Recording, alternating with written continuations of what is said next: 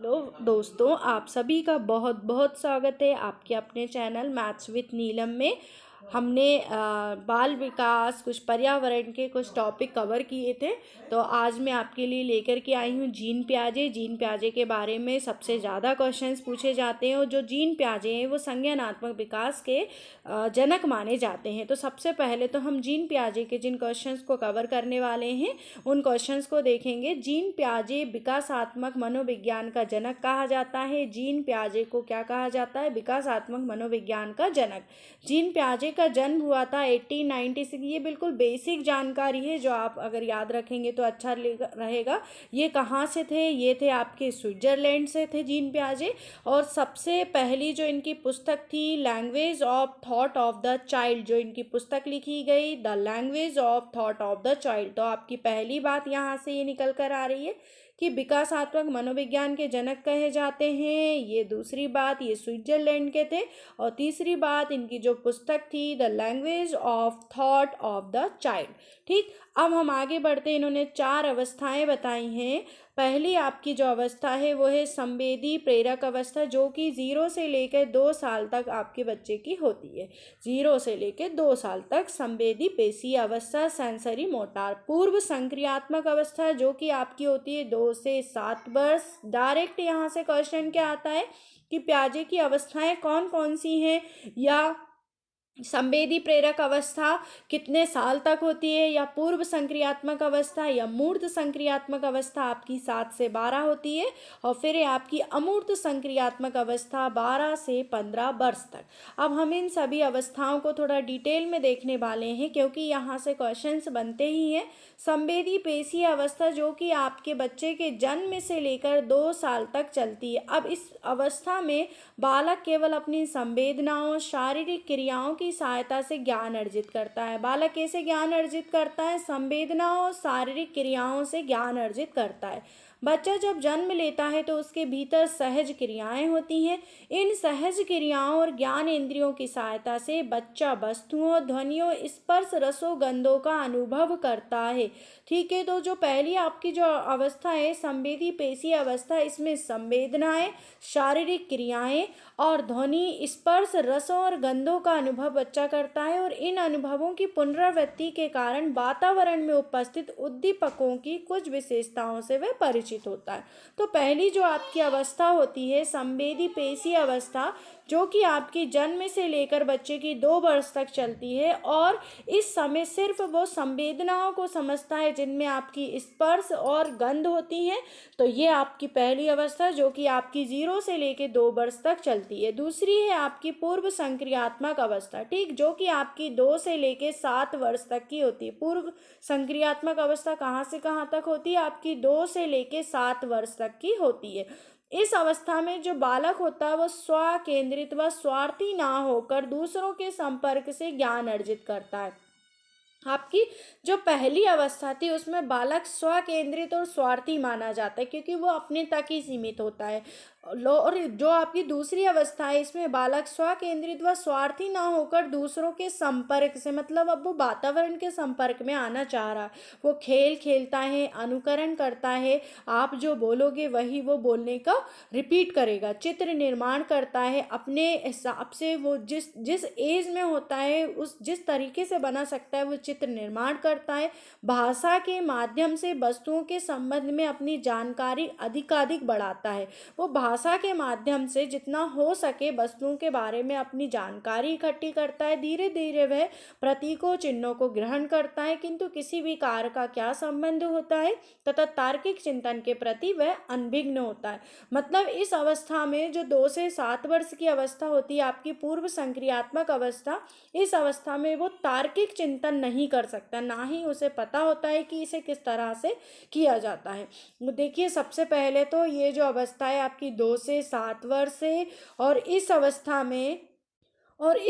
में जो बच्चा होता है वो स्व केंद्रित और स्वार्थी नहीं होता, खेल सीखता है, अनुकरण करता है, चित्र निर्माण और भाषा माध्यम से नई चीज़ें सीखता है और तार्किक चिंतन वे नहीं कर सकता। तो आपकी हो गई है पूर्व संक्रियात्मक अवस्था। फिर आपकी जो थर्ड स्टेज है, और दो चीज़ें और आपको कभी कभी एग्जाम में जो पूछी जाती हैं, पूर्व संक्रियात्मक जो अवस्था है इसको दो भागों में बांटा गया है। पहला है पूर्व संप्रियात्मक काल, जिसे हम 2 से 4 वर्ष में हमने विभाजित किया है, और दूसरा है आपका इसमें पहला पूर्व संक्रियात्मक काल 2 से 4 वर्ष, बालक संकेत चिन्ह को मस्तिष्क में ग्रहण करता है, निर्जीव वस्तुओं को सजीव समझने लगता है। मतलब वह क्या करता है, जब 2 वर्ष से उसकी उम्र बढ़ती है तो जो भी निर्जीव वस्तुएं हैं उनको ही वो सजीव मान के खेलता है और आत्म केंद्रित हो जाता है। मतलब वह अपने आप में खेलना पसंद करता है। इस स्तर का बच्चा सूचकता विकसित कर लेता है, अर्थात किसी भी चीज के लिए प्रतिभा शब्द आदि का प्रयोग करता है। छोटा बच्चा माँ की प्रतिमा रखता है। बालक विभिन्न घटनाओं कार्यों के संबंध में क्यों और कैसे जानने में रुचि रखते हैं। मतलब बात ये हुई कि जब बच्चा 2 वर्ष से ऊपर का होता है तो जितना हो सके वो संसार को जानने की कोशिश करता है और हर शब्द में वो क्यों हुआ, कैसे हुआ वाले शब्द पूछता है। और पहली बात कि हर जो भी आपकी निर्जीव वस्तु है उनको सजीव मानकर उनके साथ खेलता है। दूसरा है आपका अंतःप्रज्ञक काल, जो कि आपका 4 वर्ष से 7 वर्ष तक छोटी छोटी गणनाएं करता है। जब बच्चा 4 साल की उम्र को क्रॉस करता है तो वो कुछ गणनाएं सीख जाता है और जोड़ घटाना भी सीख लेता है। संख्या प्रयोग करने लगता है, क्रमबद्ध तर्क नहीं होता, वो संख्या प्रयोग करता है लेकिन फिर भी उसमें तर्क अभी मौजूद नहीं है। फिर आपकी है तीसरी जो अवस्था है मूर्त संक्रियात्मक अवस्था, जो कि आपकी 7 साल से ऊपर की होती है। ठीक, तो हमने अभी आपकी 2 अवस्थाएं देखी। एक आपकी संवेदी अवस्था जो कि 0 से लेके 2 वर्ष तक थी आपकी। दूसरी थी आपकी पूर्व संक्रियात्मक अवस्था जो कि आपकी 2 से 7 वर्ष थी। अब है आपकी मूर्त संक्रियात्मक अवस्था जो कि आपकी है 7 वर्ष से लेकर 15 वर्ष तक। ठीक, अब मूर्त संक्रियात्मक अवस्था में जब बच्चा प्रवेश करता है, जब वह 7 वर्ष का होता है और 12 वर्ष तक वह इस अवस्था में होता है। इस अवस्था में बालक विद्यालय जाना प्रारंभ कर देता है एवं वस्तुओं घटनाओं के बीच समानता भिन्नता समझने की उसमें क्षमता उत्पन्न हो जाती है। इस अवस्था में बालक में संख्या बोध, वर्गीकरण, क्रम अनुसार व्यवस्था, किसी भी वस्तु व्यक्ति के साथ पारस्परिक संबंध का उसमें ज्ञान हो जाता है और अब वे यहाँ पर तर्क करना सीख चुका है। मतलब जब मूर्त संक्रियात्मक अवस्था में बच्चा पहुँचता है तो वे तर्क करने लगता है। और इससे पहले की आपकी जो अवस्था थी संप्रियात्मक अवस्था, पूर्व संक्रियात्मक अवस्था, इस अवस्था में बच्चा तार्किक चिंतन नहीं करता है। फिर आपकी औपचारिक या अमूर्त संक्रियात्मक अवस्था, जो औपचारिक अवस्था होती है 12 वर्ष से लेकर 15 वर्ष तक बच्चे की औपचारिक अवस्था होती है।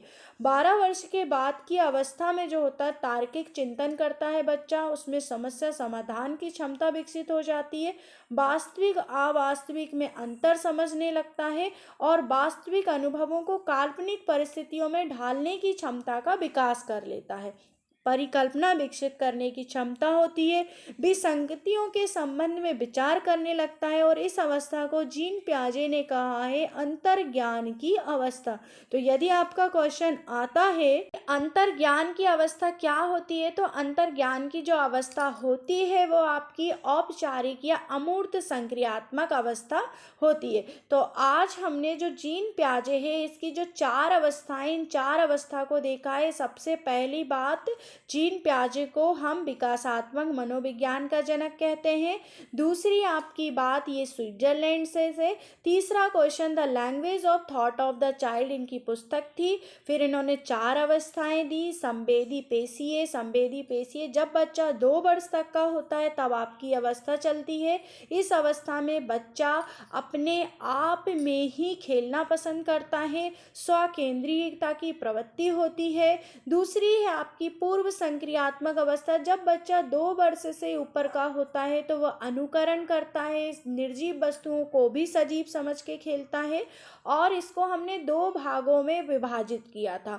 तो 2 भाग में एक था आपका 2 से 4 वर्ष और दूसरा था आपका 4 से 7 वर्ष। फिर आती है आपकी मूर्त संक्रियात्मक अवस्था 7 से 12 वर्ष। अब इस अवस्था में बच्चा थोड़ा तर्क करने लग जाता है।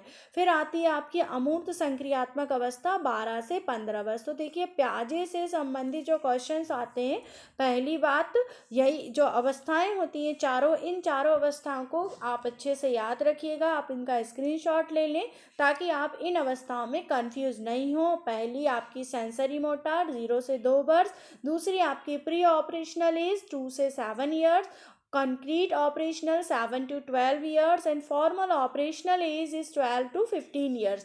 आई होप कि आपको जो जीन पियाजे का मैंने एक्सप्लेनेशन दिया है वो अच्छे से समझ में आया होगा और मैक्सिमम क्वेश्चन इसी पार्ट से कवर हो जाते हैं आपके जीन पियाजे के। तो आप यदि चैनल को सब्सक्राइब नहीं किया है तो आप चैनल को सब्सक्राइब कर लीजिएगा ताकि आपको न्यू नोटिफिकेशन मिल सके।